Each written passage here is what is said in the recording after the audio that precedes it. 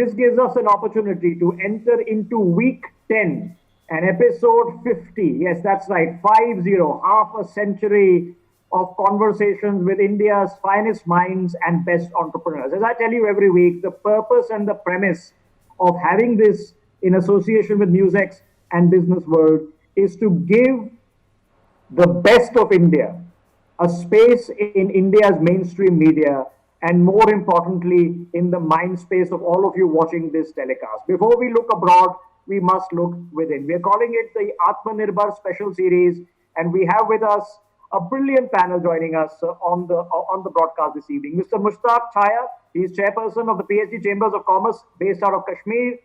We also have Mr. Kushagra Nandan. He is co-founder and president of SunSource Energy. Mr. Udit Pathak, he is director of Media Mantra. And Mr. Abhinav Jain, he is co-founder of AdTechnos and Almond. And of course, as always, Dr. Anurag Batra, chief editor of Business World, joining us. Anurag ji, as always, set up this conversation for us. Thank you, Rishabh. So, congratulations to NewsX and to Business World for completing the 5th episode of this Atmanirbhar series that NewsX and Business World have done. And we've seen hope. We've seen the resilience of India in the last 50 weeks in the entrepreneurs and the business people that we've been able to converse with on this channel. Let me start today by asking Kushagra Nandan. Kushag, energy is a sector that powers everything, literally. Tell us, what are the changes that have come in your sector in the last 4 months, and what has helped you prepare for the future? Thank you, Dr. Batra, and thank you, NewsX team. Last 4 months have been definitely challenging across the world, not only for us, but what we saw was government which really stepped up. And the lockdown which happened on March 22nd, the Ministry of New and Renewable Energy, which is a nodal ministry for the renewables in the country, they really stepped up the game. They immediately came in and declared this event as a force majeure event. And the Reserve Bank of India declared the moratorium for the interest.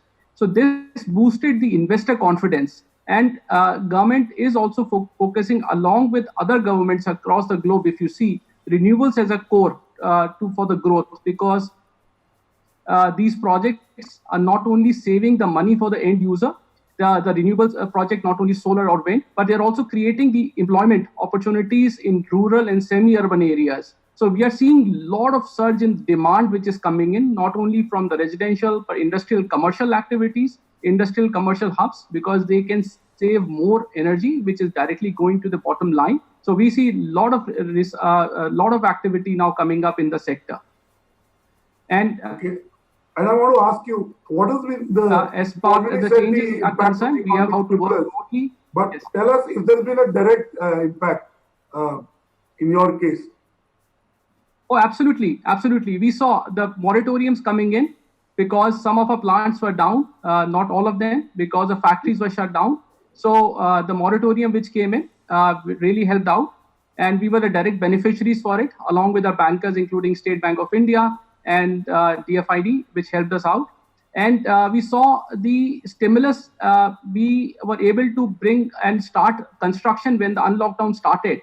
So we are now have employed people in our rural projects which are happening, semi-urban areas where projects are happening. So we are directly, indirectly now employing, even after post-unlockdown, which has started, around almost 500 people. And our projects have restarted the construction, and our majority of the jobs are going in semi-urban and rural areas. Okay, and Kushag, in terms of demand for energy, again, it's at a peak because we are spending time at homes. But in terms of industrial demand, where are we? Are we at 70%, 80%? And when are we likely to be 100% in terms of the energy demands of the industry? Sir, we have seen a data about a month ago. I'm not very current with the data on that. But about a month ago, we were already back to the demand, which was already there before the post-lockdown. So this shows the industries have already started their work. The resounding activities which were supported by the government, especially providing the stimulus, has helped to restart the larger manufacturing activities, and the energy guzzler industries have already started. A lot of our clients are already back to normal. So majority of the demand is already back. Okay, let me go to Abhinav Jain. Abhinav, you run a marketing technology services firm and you built a fairly sizable company in the last 8 years. I am aware that you've used the lockdown to build new products and services. Tell us, what do you do at A Technos and how have you utilized your 4 months? Sure. I think last 4 months have been transforming for all of our lives. Considering what we have been doing before, I mean pre-COVID, and what we are thinking to do after COVID is two different things. And the companies who were doing the similar stuff before the COVID are now looking forward to the new ways after the COVID. What we have done, we also transform our company in such a way so that we understand what the demand would be. As a marketing technology firm, my aim is to think of what marketing would be right now, today, after tomorrow, and then probably after that. And we have been building platforms for that. Thinking what we launched in April is something called BLab, which is a virtual experience platform. Now we have also in position to launch a virtual events platform that allows people to also just imagine what you And can Rishabh, experience. the much talked about AGM of Geo was done on Abhinav's platform. It is It was world on class BLab in the way it platform. is. It is world class, It can be anywhere. By the way, he did work in New York and Silicon Valley before he came to India. So the platform they've built, I've seen it, is world class. It's not India class. And India class can be world class. That's the message that Abhinav.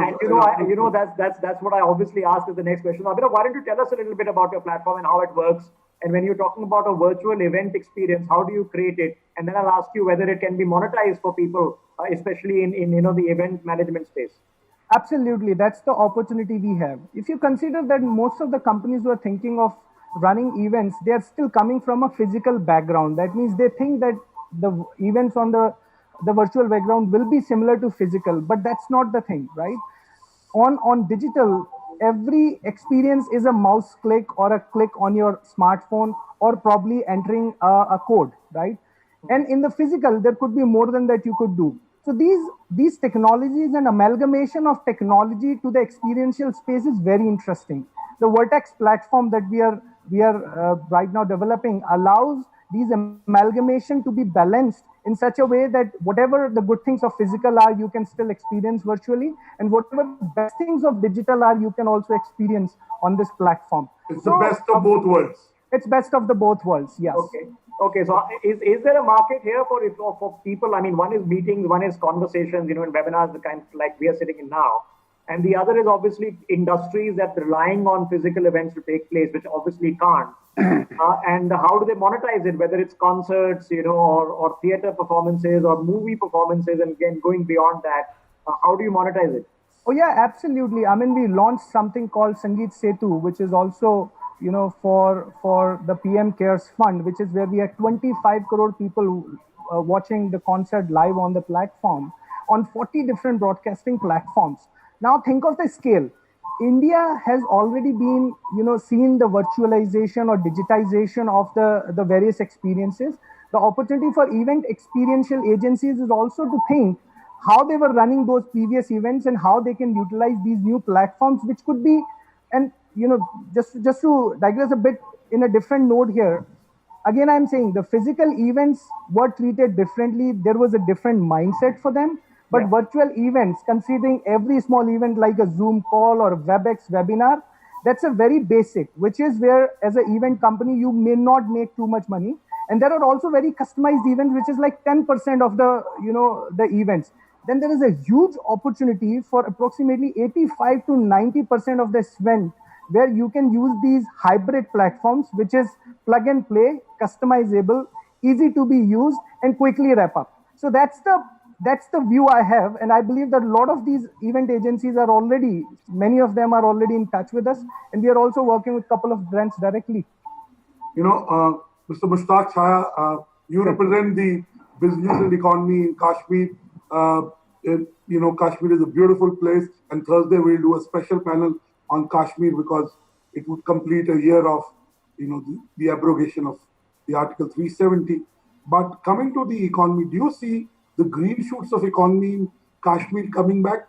Is it coming back, or it is still very, very slow back there in Srinagar and Kashmir?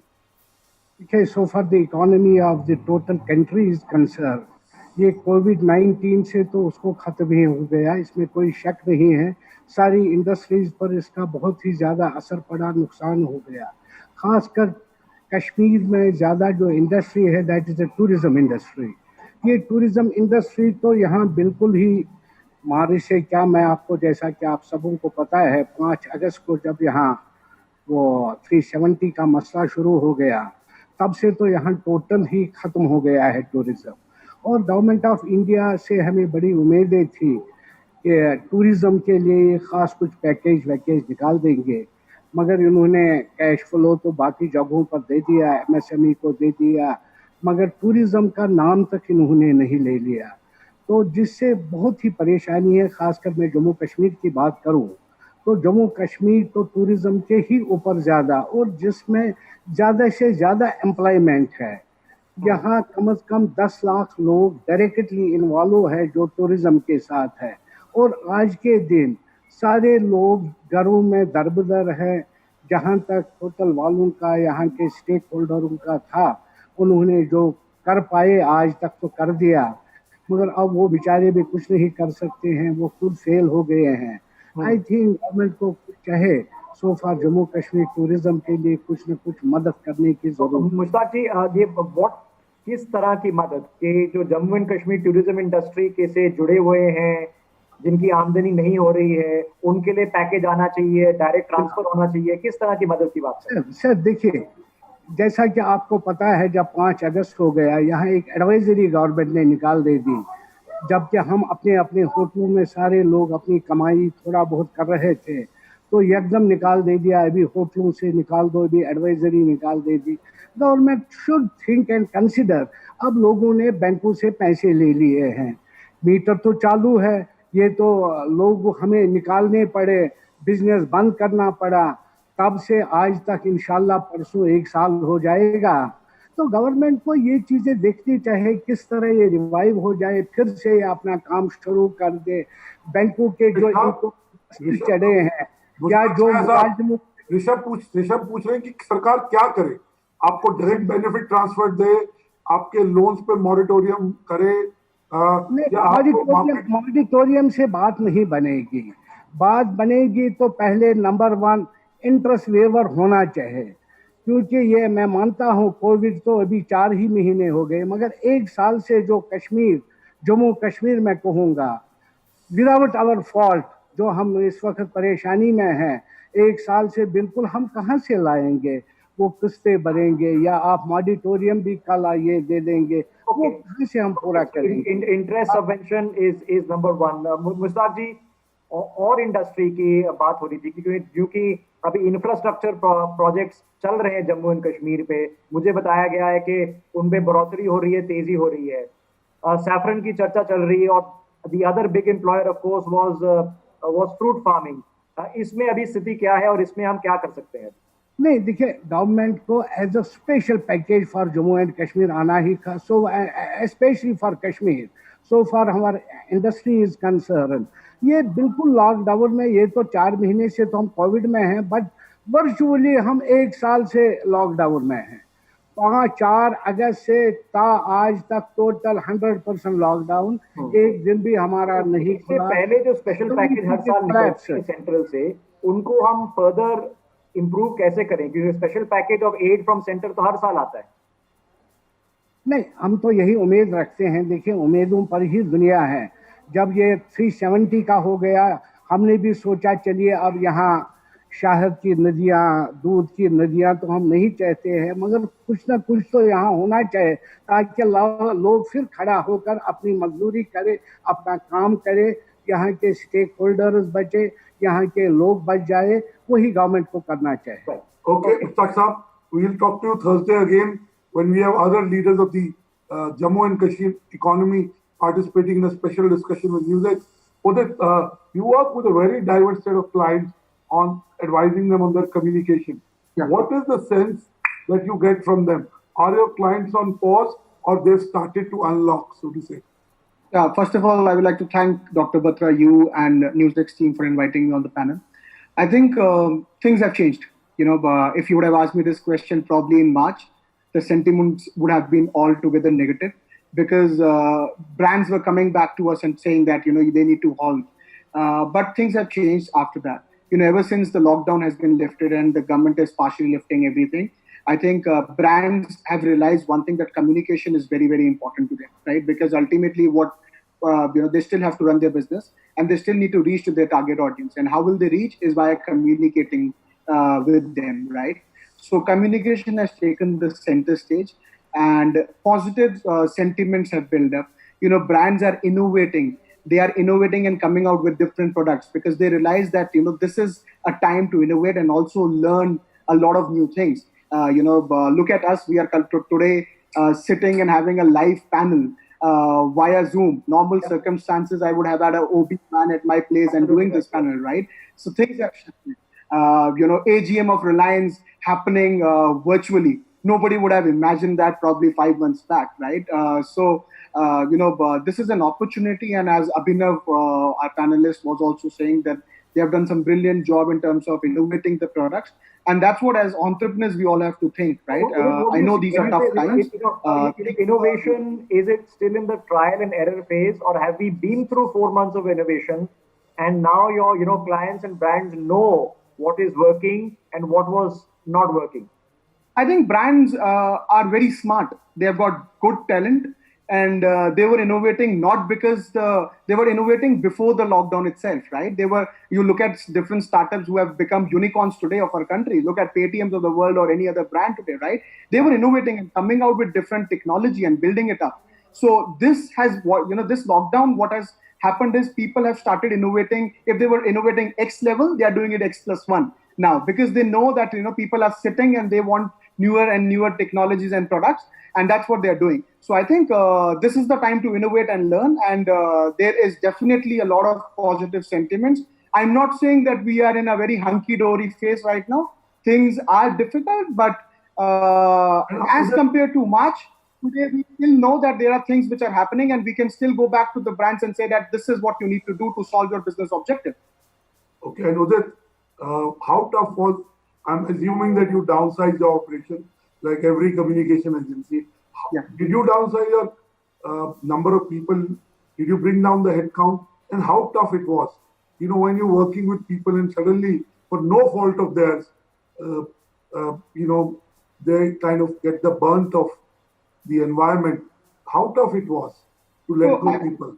Yeah, so Dr. Batra, one thing which we did was, and I think as entrepreneurs, we realized that, downsizing is not something which we should do. What we should do is we should restructure our organization. So having said that, every organization today has a lot of fluff costs which we all bear, which we know that it is just happening, right, every month. So we realized, we sat together, we came out with a solution that we will let go at least 2 offices. So we let go our physical office in Mumbai. We realized that Mumbai is not coming to normal for at least 1 year. So virtually we are doing, and also, coming down on the rentals. So what we did was we extracted money from that and we put that back in the system in employee welfare. So that's something which we have done as a communication firm. We haven't downsized. We did restructuring, which we have still did, which we have done to make sure that we have the employability there. And when you talk to entrepreneurs who build businesses, people like Kushag, people like Abhinav, what is the sentiment you're getting about the future? Be real about it. Are they very optimistic, or they're waiting and watching, or they're pessimistic? What is the sentiment you're getting from them? So I think Kushag, I met him 1 year back, I think, in his Noida office, and he was bullish about what he's going to build and what is he going to do. And today I see him all over the news and all over. So I think he's bullish, and it's not only about Kushag. I think it depends on what industries you are catering to, right? If I today go back to a hotel industry guy and ask them, F&B guy, they are not at all bullish. They know that the things will take time, and they know, so, right? But if I'm going to a startup who has different, who's innovating and coming out with different solutions, they are bullish. They know, and is funded. That's right. They know that, and they know that this is the time to be stable. Don't do a lot of experiment, because this is not the time to just go all out. Be very, very, you have to be very cautious about what you are doing, right? Cautious about spending as well. So brand wise, the sentiments have turned, but I will not say they're 100% positive. they are better than what they were in March. They are plus 60, plus 70%. You have a pointed question for Kushag and a pointed question for Abhinav. Abhinav, we in the next 2 months find a vaccine and people's fear of going out goes away. We all start traveling. Then do you think people will still utilize an online platform in events, or they'd rather like the experience of physically meeting, having face-to-face conversations? And my question to you, Kushag, over our shows on NewsX also, there's been a debate about the laborer, about the workforce that is at the bottom of the pyramid. Now, do you see them returning back soon, or do you think it will only happen beyond Chhath? These two specifics. First to Abhinav and then to Kushag. Abhinav, you'll have to unmute yourself. I want to start with a quote of my favorite Thomas Edison. He once said, the value of an idea lies in the using of it, right? But usage comes with an habit. What happens is there is a massive TED Talk and multiple, searches happen in various industries and companies and universities, that it takes only 21 days for you to build a habit, and then it takes 21 years to forget that habit, right? What we have done in the last 3.5, 4 months, we have built this habit of interacting with each other.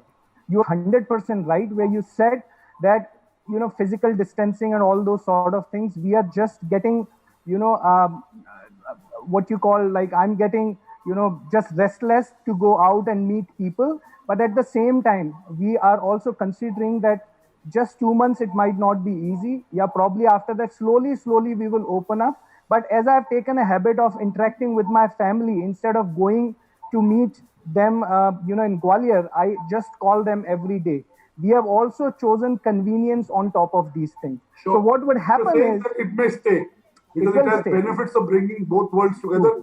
It may stay. It also has cost benefits. Yeah. So there is a, you save on the hotel, you save on the flights, you save on lots of things, liquor, hospitality or food. Dr. Batra, I'll give you an example. I have a client who used to organize a massive virtual, expos around the globe, every other continent, every other month. And now he's saying that he organized one virtual expo, one virtual event. And he's saying that he has spent only 30% of the overall money that he used to spend. So there's efficiency in this. But it's not good for the economy. There is no hotel being used, there's no flight. It's not good for the economy. It's not good for the economy, but there might be, innovation will come in picture. People will end up spending money another way. What is possible? What is possible for the digital medium, online forums to replace, and what's not possible? What will have to come back, and what can actually remain like this? So, yeah, I mean, see, one thing that we have always undermined is the power of engagement. It used to be physical engagement, now it's going to be a digital engagement. We have to find that digital engagement, and as soon as someone cracks that bell, it is going to be a huge market. Again, economy will not be impacted on a longer run because people start putting money in that sense in other areas of spendings as well. Okay, Zoom parties are the future. Mr. Nandan, take that, then we have to take a quick break. Mr. Nandan. So what we are experiencing is the migration of labor happened in 2 phases majorly. Phase of people who have reached their hometowns or villages are starting to come back, and the second wave will probably come post Chhath or maybe before that. But what has happened is, because government has really pushed for schemes which have benefited the end consumer, or for lack of better words, we are seeing there is some resistance for the laborers to come back, but they are starting to come back. But luckily, our projects happens to be in major industrial clusters, which are mostly nearer to rural areas or semi-urban areas.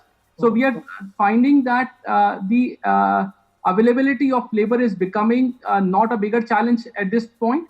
And we are also seeing, because we directly work with a lot of major industries across India, because we have assets almost in 24 states now.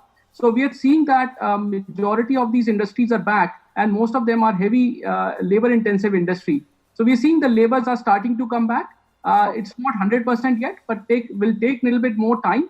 but activities are happening at a much closer pace as what it was post lockdown. Okay. We've been having a fascinating conversation, not only about new technologies, new ways, and new habits that have been developing, but whether the Indian economy requires a dipstick test, and there can be no better dipstick test than those entrepreneurs that are actually engaged in the business and are dealing with B2B clients and know exactly what's happening on the ground. Anurag, at a particular point of time, one is the success of the economy in total, understanding that in certain areas, the traditional aspect of the economy is going to dramatically change over the next 6 months. The second is to have Indian companies be the forerunners in what is the biggest market in the world, not in terms of GDP size, but in terms of sheer consumer base, which is right here, and then go abroad. How do we get that going? I think you have to look at it from 3 dimensions. One is Indian product services made for India.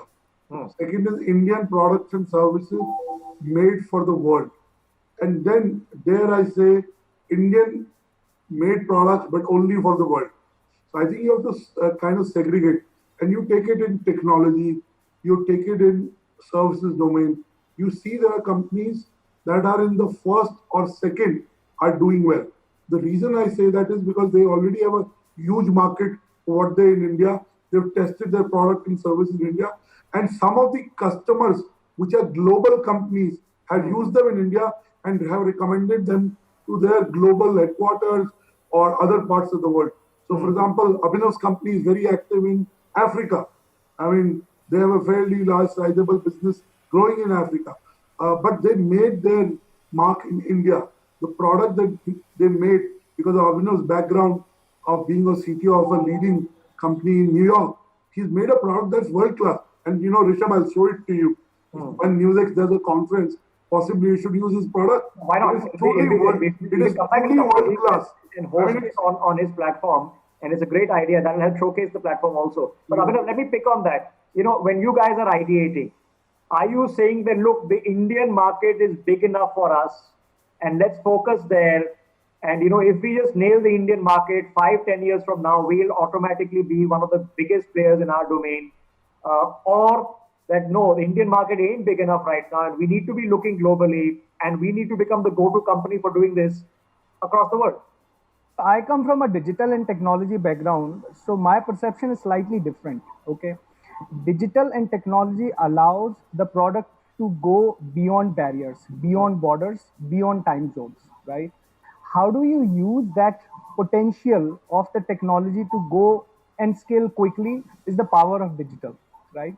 So my point here is that when we build a product or ideate a product, because I have a direct consumer next to me, I would always start from there, because if it gets invoiced, I will immediately get cash and salaries of my people will get paid. But at the same time, that's the same solution that can go to other developing countries. Why Dr. Batra said about Africa, because we have started the same operation in Africa as well. Considering the challenges that we have faced last year or during this, they are also facing the similar challenges out there. Okay. And because it's technology, it's just shippable over cloud. But I don't have to think of. We've seen so many of these models, and it's frustrating, I'm sure, you as entrepreneurs, and for the rest of us, and me certainly sitting here, trying to encourage this process, is that when you guys are sitting in San Francisco, and we have a group of Indians who run some of these big companies, come up with a product, these become the universalized products. The Instagrams, the Facebooks, the WhatsApps, the Zooms become the universalized products. So you're offering a B2B model, I'm assuming. But in terms of just sheer consumer scale, how do we get to that globally the people say that, okay, here's an Indian app that is the best in the world? See, it will take some time. The one reason is that it's because of the mindset. We always thought that Indians are doers. I am also saying that Indians are the creators now, because we are creating in those big companies. You take name of any big companies in Santa Clara, SFO and all, where I lived for many years. 30%, 40% of the people are Indian. They are working, they're doing day in and day out. And that's one of the core reasons why I came back after spending 8-9 years in the US, and I came back and we started something totally different, because I believe that I was doing the same thing there, but I was not considering if I'll go back to India, if I'd be able to get the same output. when I came back, it's changed my perception that here we have the that similar has bona potential. fide close family in Palo Alto, live next door to Mark Zuckerberg. But the logic of this is that exactly the point that you made. Now, what was the problems to scaling success? I see a lot of Indian entrepreneurs who even start in India, but 5 years later want to be headquartered out of Singapore because they think it's too complicated to work here. Before how do we get past that? Yeah. There are two things. Get your point, then I'll ask Abhinav to answer. Rishabh, Kushal, I've never met him, but let me tell you how I got to know about Kushal. We do a 40 under 40, and there I say it's the quality of entries. This year was, I sat on 2nd October to clear entries. We got almost 300 entries. I have to put 80 to the jury. We couldn't finish it in a day because we spent 30 minutes on every entry. And I was looking, I discovered 40 new entries. Companies, I eventually shortlisted 123 companies instead of 80 because I couldn't.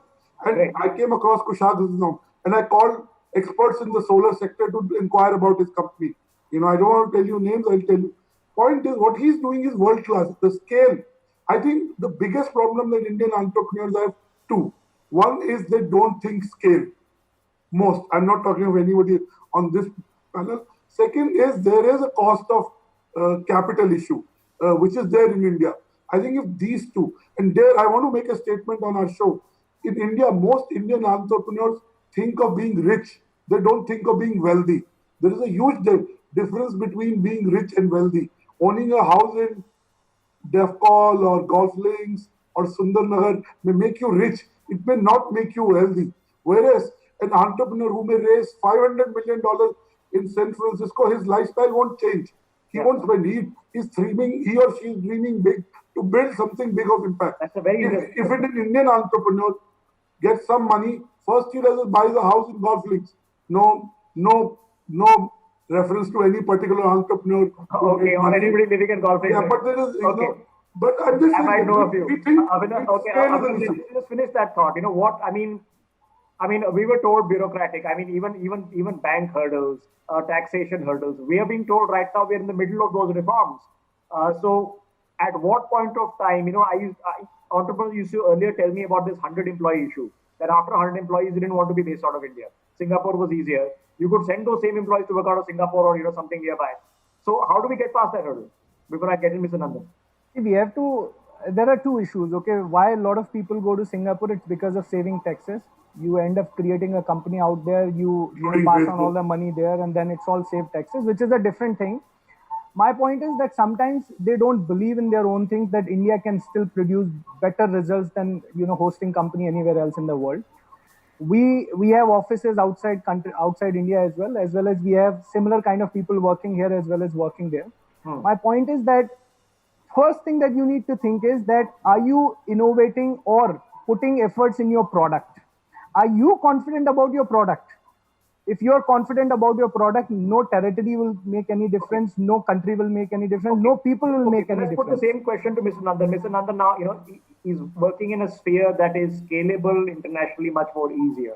In your thought process, how are you guys thinking? Is the strategic planning that, look, with the government push that has been put into solar, that the Indian market itself is so huge, that if we simply become the number one company in India or in the top three, we'll automatically be one of the top three in the world? Or is it about seeking global opportunities as well and taking on global companies? So let me actually, like Abhinav, I and my partner spent almost a decade in the US market in the solar sector and we studied in the solar sector before it became fancy. So, and gained, as Abhinav also mentioned, that I was leading one of the top management team in that company, and I left. It was Inc.'s fastest 500, we were number 51.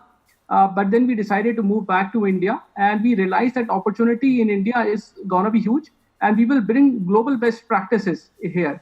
And over last a decade of being forming SunSource here, so we expanded now to almost 6 countries. So we have operations out of Southeast Asia. We have projects in Philippines, Thailand, Singapore. We have completed few projects in Africa. We're looking at Middle East. So the back end is here in India because the back end is very strong. We are going very strong in India because what India gives you scale, and that same scale and processes, then you can bring it to other countries and export the same aspects on the scale and processes to other countries. When you said global best practices, now what is the global best practice that is missing out of India? Because we are still talking about reform and labor reform and land reform and ease of doing business reform, and we are still talking about this one window clearance. What is global best practice in terms of you guys thinking of? See, what I can tell about is, for example, when I moved back from India to from US to India, and I applied for a car loan, and I was denied, because, and even opening a bank account was very difficult. And because I had US returns, I didn't have the Indian returns, IT returns. So, but over the time, what has happened is now your company starting has become within 30 days, you can be fully operational. Your bank accounts are, you can really very fast, you can open up your bank account. So over last few years, what has happened is there has been a 360 revolution which has happened. And in terms of processes which government has supported, and in terms of internally also, what we have done is we have built up our very strong ERP, for example, on whole, right from sales cycle to supply chain management to design engineering to project management, and the same strong, and we have 20,000 SKUs in that. So now, earlier, before that, I had that strong ERP in place. I had to basically, very difficult to find what has happened in certain project, if there has been a right quantity has been supplied or not. Now it's just on fingertips. So those aspects and those processes. I want to come back and ask you on the other point that Anuragji pointed out, was cost of capital in India is almost 13, 14, 15% still. And the other issue of whether Indian entrepreneurs are building to sell or building to buy. That's another interesting question. But let's get Mr. Chhaya back into this conversation. Mr. Chhaya, we talked about the existing problems. Problems in terms of tourism, in terms of infrastructure, in terms of traditional raw materials, saffron, apples, and the boost that is required. But in terms of innovation in new age technologies, to get the Abhinavs and the Mr. Nandans of the world investing heavily in Kashmir and get a private sector involvement, how do we take that forward, sir? Sir. Haan ji, Chhaya ji. Yeah, to get private sector involvement, Chhaya ji, के new age technologies की investment JNK में हो, इसको आगे कैसे लेके जाए? And दूसरा मैं एक क्वेश्चन और पूछना चाहूंगा ऋषभ कि देखिए, जैसे आप when we talk of almonds, and we're not talking of product, Abhinav, we're talking almonds. So America has branded everything. It has branded apples, it has branded everything. All the producers have come together और उन्होंने वो brand बनाया. तो क्या हम कश्मीर तो बहुत अच्छा प्रोड्यूस करता है? Yes, why not? जो भी टेक्नोलॉजी होगी, जिससे हमारी फ्रूट इंडस्ट्री, हॉर्टिकल्चर, बाकी जितने भी हमारी इंडस्ट्री उसको हो जाए बाज़ाब्ता टेक्नोलॉजी में, बहुत अच्छी बात है. We'll welcome that. Every Kashmiri will welcome that. So I'll give you an example. I think geotagging of saffron, the geotagging of saffron, of Kashmiri saffron, has happened, I think, just in the past few days. I remember having this debate when the Rasgulla geotagging we were debating. The French are very good. The French have, when it comes to cheeses, champagne, other products, वो geotagging करते हैं बड़ी अच्छी तरह. Kashmiri saffron is known to be the best in the world. Yet 90% global market share is with Iranian saffron. Yes, तो इसको जो product, जो made in Kashmir product है, made in Jammu and Kashmir product है, made in Jammu and Kashmir and Ladakh product है, इसकी space हम as a high quality product कैसे करें? नहीं, हम भी इसमें टेक्नोलॉजी जो भी पैकिंग जो बाहर करते हैं उस हिसाब से हम भी करेंगे. Why not? गवर्नमेंट भी हमें उसके साथ वाबस्ता रहे, इंडस्ट्री डिपार्टमेंट भी करे, साथ दे दे, ग्लोवरों को साथ दे दे. Definitely we will do that because that is in our interest. हमारा ब्रांड कश्मीर का जो सैफरान है, ये जिस तरह आपने खुद ही कहा, नंबर 1 है. इसका ब्रांडिंग होनी चाहिए, जरूरत है इन चीजों की, और हम अब करने के लिए तैयार हैं. Okay, just a dipstick test. Since we are on this conversation, we'll have a more detailed one on Thursday. But Udit, why don't you come into this? There was a lot of buzz exactly 1 year ago, right? That you're having a Kashmiri economy literally being integrated in multiple dimensions, and the first load bearing had to be done by government, right? I mean, the infrastructure projects, and then in the middle we've gotten stuck in this pandemic. But is there a buzz that still exists that look, hey, J&K is an opportunity. Both, you can buy almonds coming out. The Americans invest heavily into propagating, their almonds, walnuts with their trade boards here in India because they see the big market. Is there a buzz happening in Indian industry still about J&K opening up? तो why not? Why not? बहुत अच्छी बात है. यहाँ बहुत अच्छी बात है. We'll welcome. Okay, Udit, why don't you take that? Is the buzz still happening? I think already Mr. Chaya has talked about it. The biggest challenge. I think the problem is this pandemic right now, right? You're specifically talking about the buzz. It was there probably a year back, but it is not there right now. If you actually talk to Mr. Nandan or Abhinav as well, right? As you were saying, they don't want to talk about Jammu Kashmir right now. What they wanted, because there are bigger problems to solve, right? For their businesses and to innovate. So I think government has to come up. Government has to talk the way they have spoken about Atmanirbhar Bharat, the way they have spoken about giving stimulus packages to SMEs. They have to do the similar things for Jammu and Kashmir as well, right? They need to talk about it. I hosted a panel of young Kashmiri entrepreneurs last year, who run businesses like gyms and salons, and I'm getting them back this year. Tomorrow to talk to them. But Abhinav, I'll give you a small example, a very good example of a lot of people working together on, for example, the Arogya Setu app. Now, I think I interviewed people from Make My Trip, Google, Microsoft, all of them came together to solve a problem. And they came up with an elegant solution that I promise you, for people watching out there, it works. We had a colleague of ours who tested positive. I immediately got a message. And when I was tested and tested negative, I immediately got a message that you are now safe. So there's something behind it that is actually working. Now, taking on this challenge of starting with the people, of human resource and getting entrepreneurial spirit going on, how do we take this on? Very important. It's very important point that you have asked. And I was just telling, because where Kushagra said that the best practices of the global world, it's believing in your product. Okay, you alone cannot do that. Okay, and you need a team to make sure that it happens. They follow what your vision is. They also align themselves with your vision. That's where the difference is. So the point that I'm trying to make here is that yes, you will face challenges. Yes, government might not support the idea that you have. Yet another, there are hundreds of app innovation challenge in the country. There are hundreds of VCs and forums which are willing to invest in your product. What happens is we always think about one small thing, that what would not work, right? The idea here should be, can you find out 100 things that you will still say, yes, this will work. Yes, this will work. Yes, this will work.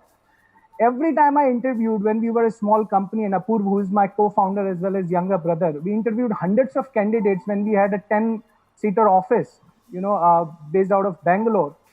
They used to ask, okay, what's your good product? Okay, I think that there is a similar product in the market and it might not work. Okay, great. I got my answer that you don't believe in the product. I'm sorry, this is not the team that you should be part of. All the 6 people who joined on the day one are still my key people in the team, and they are the go-to people in the team. They own all the things that I do.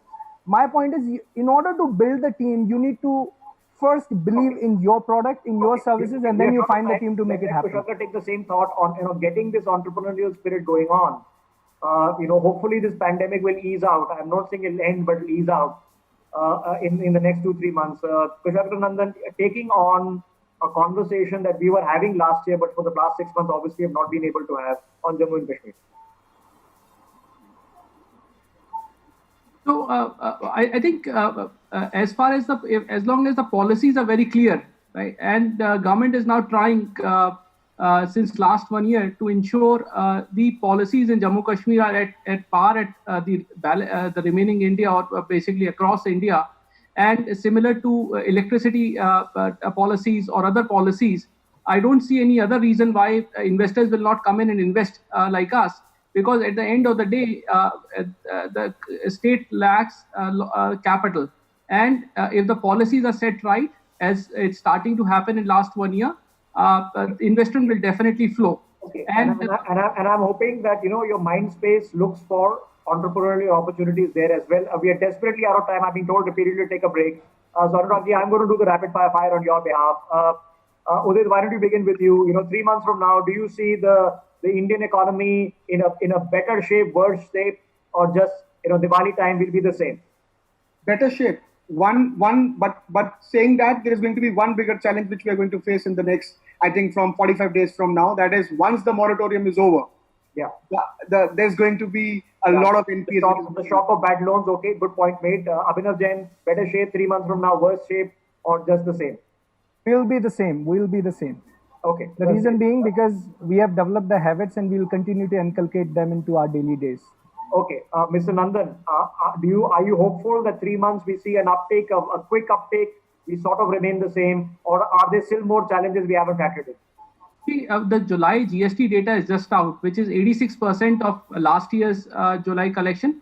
So, which is a very, very positive indicator. And if we get the same results in August and September, then we are on the way to a V-shaped recovery. And seeing since this last June and July, last 2 months, all our industries which we partner with are fully functional.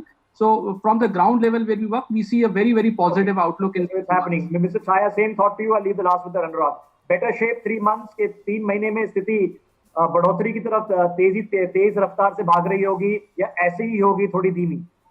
मेरे हिसाब से अल्लाह ठीक करना चाहे, otherwise तो दिन ब दिन तो खराब ही हो रहा है. Okay. मुझे नहीं लग रहा है 3 महीने तक कुछ होने वाला है until vaccine does not come. Okay, let's come back and have that conversation, and it'll have to be a deeper one. We'll have it on Thursday once again. So, Anurag, quick last thought. July has been better than what everyone expected, but we'll still have to wait and watch how August and September are. My think is that Diwali will see a temporary blip up. We will improve in certain product categories, but overall it may take 6 months or to 12 months for the economy to come back. Okay, 50 episodes, 50 hours of conversations with more than 200 entrepreneurs over the course of the past 10 weeks. We haven't stopped here. We're not stopping here. We take a break. Thank you all for joining us on this telecast. It was great having conversation. For more such videos, subscribe to the NewsX YouTube channel, hit the bell icon.